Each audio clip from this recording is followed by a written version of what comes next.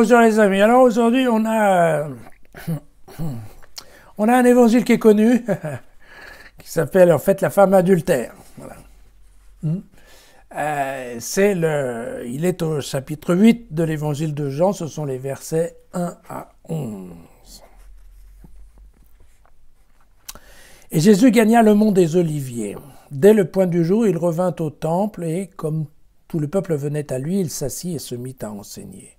Les scribes et les pharisiens amenèrent alors une femme qu'on avait surprise en adultère et ils la placèrent au milieu du groupe. « Maître, lui dirent-ils, cette femme a été prise en flagrant délit d'adultère. Dans la loi, Moïse nous a prescrit de lapider ces femmes-là. Et toi, qu'en dis-tu » Il parlait ainsi dans l'intention de lui tendre un piège, pour avoir de quoi l'accuser. Mais Jésus, se baissant, se mit à tracer du doigt les traits sur le sol. Comme il continuait à lui poser des questions, Jésus se redressa et leur dit « Que celui d'entre vous qui n'a jamais péché lui jette la première pierre. » Et s'inclinant à nouveau, il se remit à tracer des traits sur le sol. Après avoir entendu ces paroles, ils se retirèrent l'un après l'autre, à commencer par les plus âgés. Et Jésus resta seul. Comme la femme était toujours là, au milieu du cercle, Jésus se redressa et lui dit « Femme, où sont-ils donc? Personne ne t'a condamné ?» Elle répondit « Personne, Seigneur. » Et Jésus lui dit « Moi non plus, je ne te condamne pas. Va, et désormais ne pêche plus. »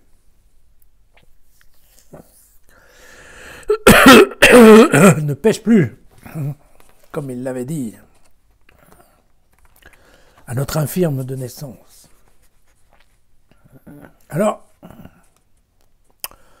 c'est un texte archi connu, commenté de nombreuses fois, mais pour être très honnête, on est à peu près persuadé qu'il n'est pas original de l'évangile de Jean.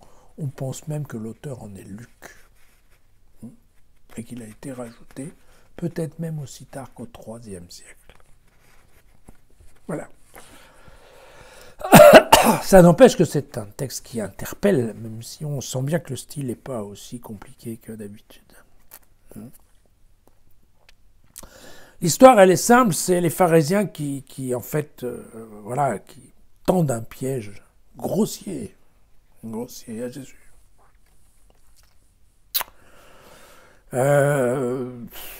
Cette histoire, elle est largement inspirée du livre de Daniel, dans le 13e chapitre, où nous avons l'histoire de Suzanne, qui est la femme de Joachim, qui se baigne dans le jardin de son mari, alors que deux vieillards un peu libidineux la regardent se baigner toute nue, et puis, lui proposent d'avoir des relations, et la menacent que si elle refuse, eh bien, ils vont l'accuser d'adultère, en fait. Donc ensuite, il y a tout un procès complètement tordu, et celui qui la sort de ce mauvais pas, c'est le jeune Daniel. Là. Voilà. Bien. Suzanne est sauvée. Voilà. Tout comme notre femme adultère aujourd'hui. Voilà. Ah. Pourquoi c'est un piège grossier? Parce que s'il y a un sujet qui est traité en long, en large, en travers, et dont tous les cas ont été vus et revus, c'est celui de l'adultère dans l'Ancien Testament. Puisqu'on trouve ça dès l'Exode, mais on trouve dans le Deutéronome, dans le Lévitique. Partout, on nous explique comment ça se passe. Or, il y a des choses qu'on sait d'avance, c'est que il faut 2 témoins, qu'en cas d'adultère, eh bien, ce sont les 2 qui sont condamnés, et que si ça se passe dans un champ, on considère que c'est l'homme tout seul, et donc l'homme est lapidé. On va considérer que c'est un viol. Voilà. Mais de toute façon, tous les cas de figure sont étudiés dans la loi. Donc, demander l'avis à Jésus, c'est un truc qui est complètement tordu. Et on voit bien que Jésus va refuser complètement de s'engager dans cette discussion. Hein. Alors, bien sûr, il y a des choses qui nous font... comment dirais-je qui devrait nous faire tiquer un peu. Bon, le fait que cette femme est amenée toute seule, on n'amène pas son partenaire. On la met déjà au milieu d'un cercle, donc on veut dire qu'en fait on l'a condamnée d'avance. Vous voyez, bon, toutes ces choses-là. Il n'y a pas de témoin, parce que normalement c'est le témoin, ce sont les témoins qui doivent lapider, en commençant par les plus vieux. C'est pour ça que ce sont les plus vieux qui partent les premiers. Mais enfin bon, voilà. Typiquement, voilà, ce n'est ni l'heure ni l'endroit, en fait. Jésus va refuser de se substituer au Sanhédrin. D'ailleurs, vous remarquerez que ça se passe dans le temple.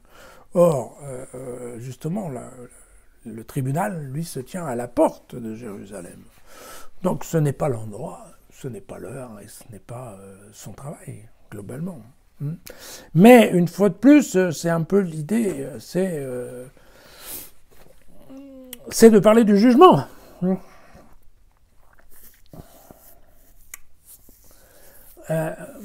Parce que Jésus est-il venu juger les hommes sur terre? Oui, non. De quoi parle-t-on? Or, typiquement, voilà, la loi, la société, la justice de la société a des règles, et typiquement, qui ne se contournent pas, et que Jésus ne va pas chercher à contourner.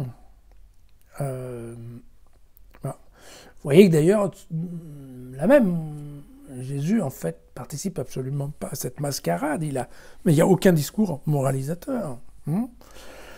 Plutôt le silence, en fait. Le silence, il a une façon de remettre les gens face à eux-mêmes, en leur disant, allez-y, si vous n'avez pas péché, allez-y, les gars. Chacun est remis en face de soi-même.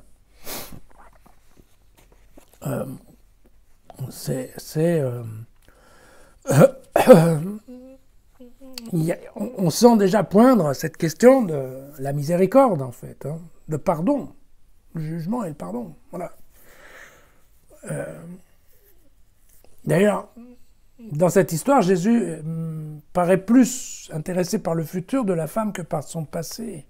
Et quelque part, cette femme que la société va probablement, je veux dire, si elle est coupable, d'ailleurs, Jésus reconnaît la culpabilité de la femme, il lui dit ne pêche plus, mais si cette femme est coupable, la société va la condamner. Et alors, ce sera le rôle de Jésus et de ses disciples, eh bien, de la réconforter, d'apporter son soutien, enfin, ce genre de choses. Donc typiquement, de ne pas l'exclure non plus. On comprend bien comment ça se passe par rapport à aujourd'hui, un certain nombre de gens qui sont cloués au pilori par la justice. Et le rôle des chrétiens est quand même de visiter les prisons.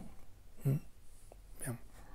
Alors, toute la question qui se pose, en fait, c'est Jésus vient-il en juge? Alors pourquoi? Parce que vous avez vu que on a lu, il n'y a pas longtemps, le chapitre 5 de Jean, vous savez, à propos... Jésus juge père et fils. Vous disiez ouvertement, moi je ne puis rien faire de moi-même, je juge selon ce que j'entends. Et mon jugement est juste, parce que je ne cherche pas ma propre volonté. On l'a lu ensemble.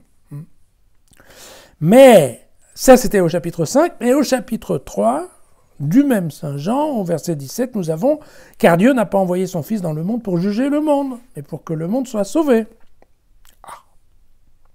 Et d'ailleurs, qui croit en lui n'est pas jugé, qui ne croit pas est déjà jugé, parce qu'il n'a pas cru au nom du Fils unique de Dieu.